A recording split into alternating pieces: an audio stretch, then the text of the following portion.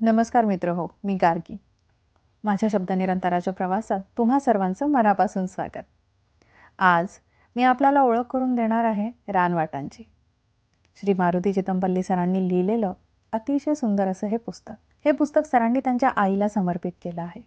त्यांची आई, जिच्या पावलांना रानवाटांची माहेरओढ होती.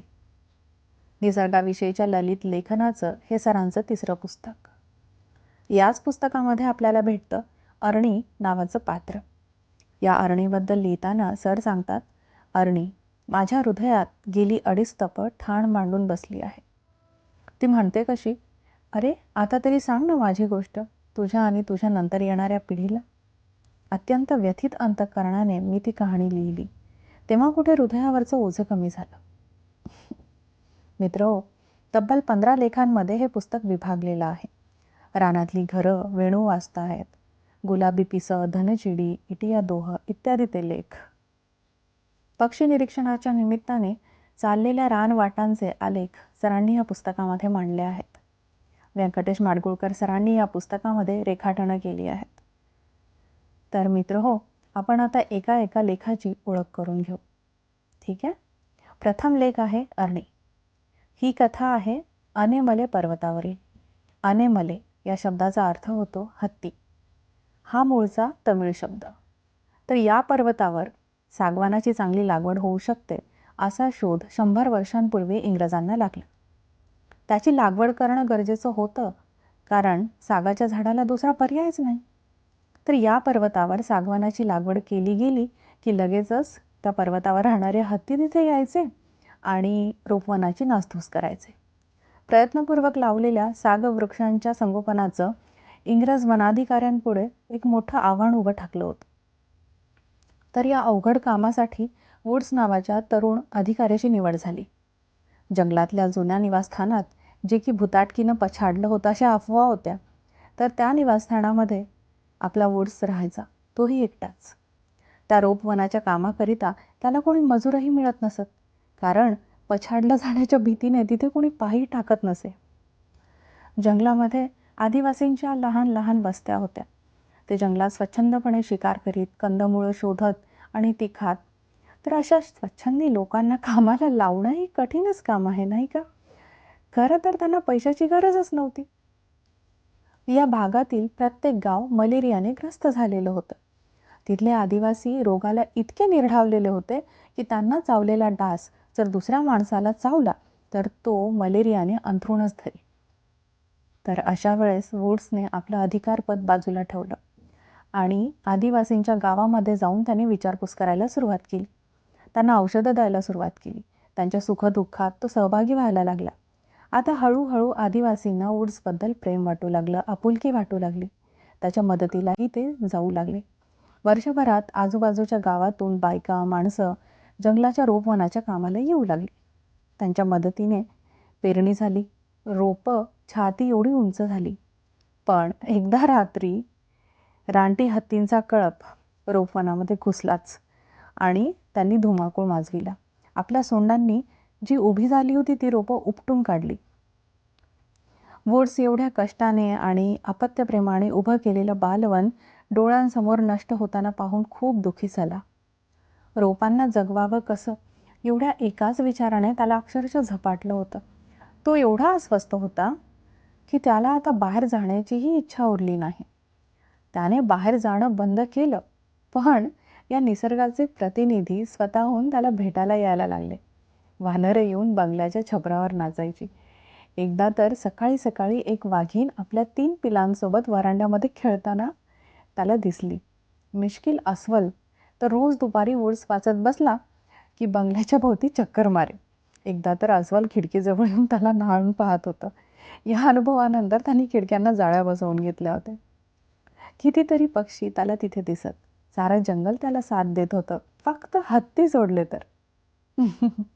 एके दिवशी वुड्स आपल्या वरांड्यात बसला होता. त्यावेळेस नाग आणि मुंगुसाची लढत सुरू होती, ती त्यांनी पाहिली. नागाने मुंगुसाला दंश केला. मुंगुसाने धावत जाऊन जमिनीखालचा कंद उकरून काढला आणि तो खुरतडून खाल्ला. मुंगूस तिथून गेल्याच्या नंतर वुड्स त्या ठिकाणी गेला. त्या तुटलेल्या वनस्पतीचं त्याने निरीक्षण केलं आणि त्यावर टिप्पणही केली. यावर झालेल्या संशोधनानंतर त्या वनस्पतीच्या मुळ्या सर्पदंशावरील इलाजासाठी रामबाण औषध म्हणून वापरता येतील असा निष्कर्ष निघाला. त्या वनस्पतीचं नाव होतं सर्पगंधा. आज सर्पदंशावरील हुकमी उपाय म्हणून हे औषध उपयोगात आणलं जातं. वुड्सला जंगलात राहायला आल्याला आता 1 वर्ष झालं होतं. तरी देखील त्याच्या शेजारी राहायला किंवा सोबतीला राहायला कोणीच तयार नव्हतं. एक शिपाई काही दिवस त्याच्याबरोबर राहिला होता. तिथल्या विलक्षण एकांताने आणि रात्रीच्या सादाने त्याला वेड लागलं. वेडाच्या भरात तो तिथून पळून गेला. वुड्स म्हणायचा, जंगलाचं कसलं आलंय भय? ज्याच्यावर प्रेम करतो त्याला का भ्यायचं असतं? वुड्सबद्दल ना आदिवासींची अशी समजूत होती की तो निश्चितच जादूगार असला पाहिजे. वनातले पशुपक्षी त्याला वश आहेत असं नसतं तर त्या भयान जंगलात तो एकटा राहिला असता का? पण एक दिवस काय झालं, एक 15-16 वर्षांची आदिवासी मुलगी छातीशी एक हरणाचं पाडस घेऊन हळूहळू बंगल्यापाशी आली. त्या आदिवासी मुलीने छातीशी एक भिकरीचं पाडस धरलं होतं. इवलेसे खूर होते त्याचे, पण त्याच्या मानेवर मात्र रक्ताचे डाग होते. मुलगी म्हणाली वुड्सला, हे पाडस जखमी आहे, लागवडीच्या गवतात सापडलं मला ते. वुड्सने ते पाडस घेतलं आणि त्या पाडसावर तो उपचार करायला लागला. ते बरं होईपर्यंत वुड्स जवळच राहिलं आणि ती मुलगीही रोज त्या पाडसाला पाहायला बंगल्यावर येऊ लागली. वुड्सने त्या मुलीचं आणि पाडसाचं रेखाटनही काढलं होतं. तर त्या मुलीचं नाव होतं अरणी. ही अरणी वुड्सच्या आयुष्यात अचानक आली. सागवानाच्या लागवडीसाठी तिने त्याला मदतही केली आणि त्याची ती सहचारिणीही झाली. तिने वुड्सला हाती डोहाचं रहस्य सांगितलं. त्या डोहामध्ये उतरून तिने मोठा हस्तिदंत वुड्सला आणूनही दिला आणि अचानक हत्तीच्या पाठोपाठ अरण्यात नाहीशीही झाली. तिला चिरतारुण्य मिळालं होतं. निसर्गातील कितीतरी गूढ तिला ठाऊक होते. कोण असावी ही अरणी? हा प्रश्न पडला असेल ना तुम्हालाही? मग ही कथा वाचा. कदाचित सरांच्या शब्दांमध्येच तुम्हालाही उत्तर मिळेल. मित्रहो, यानंतरची कथा आहे वेणू वाजत आहे. ही कथा अर्थात सरांचा अनुभव आहे. गोंदिया, आमगाव, दरेकसा या भागातला. पक्षी संशोधनाच्या निमित्ताने सर 1-1.5 तप अज्ञात प्रदेशामध्ये फिरत होते. जिथं माणसांचा वावर नाही अशा ठिकाणीही ते राहिले होते.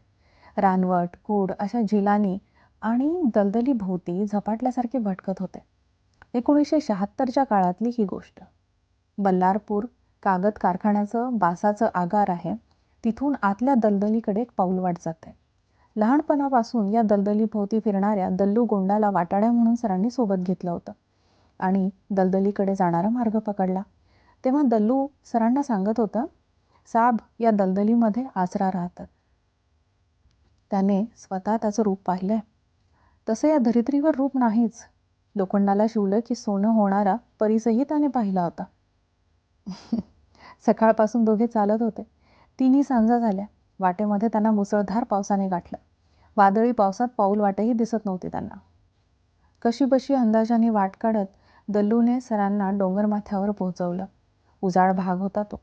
सरांनी दुरून पाहिलं की काही जंगली कबुतरं उडत उडत एखाद्या पाताळात गडप व्हावी तशी त्या डोंगरमाथ्यावर नाहीशी होत होती. दल्लूने सरांना सांगितलं की साहेब, इथे कबुतरांची कप्पी आहे. इथे डोंगर पोखरला आहे. त्यात बहु कबुतरं रात्रीच्या आसऱ्याला येतात. वाघही त्या गुहेमध्ये आश्रयाला येतो असं दल्लू सांगत होता. दोघे गुहेच्या दिशेने जायला लागले. इतक्यात गुहेतून धुराच्या गुंडाळ्या पाझरत रिमझिम बरसातीत विलीन होत असल्याचं त्यांना जाणवलं. या गुहेमध्ये कुणीतरी मुक्कामाला होतं. चोरटा शिकारी किंवा दरोडेखोरांची टोळी तर नसावी? भलतं संकट ओढवेल या भीतीने सरांच्या अंगावर काटा आला. गुहेजवळ पोहोचल्यावर त्यांनी पाहिलं, पेटलेल्या धुनीपाशी एक साधू बसला होता. कमरेभोवती एक लंगोटी होती. तेजपुंज अशी मुद्रा होती त्याची. दोघे आत पोहोचले तेव्हा गुहेच्या आतमधलं दिसू लागलं. तिथे एका माणसाला ब्लँकेटमध्ये लपेटून आडवं टाकलं होतं. शेजारी एक तरुण स्त्री विमनस्क अवस्थेमध्ये बसली होती. या अनपेक्षित दृश्याने तर सर आश्चर्यचकितच झाले होते. असल्या आडमार्गात घनदाट जंगलातल्या गुहेत ही तरुणी कोण? तो तरुण कोण? आणि हा साधू कोण? त्या रहस्यमय वातावरणात ते बसले.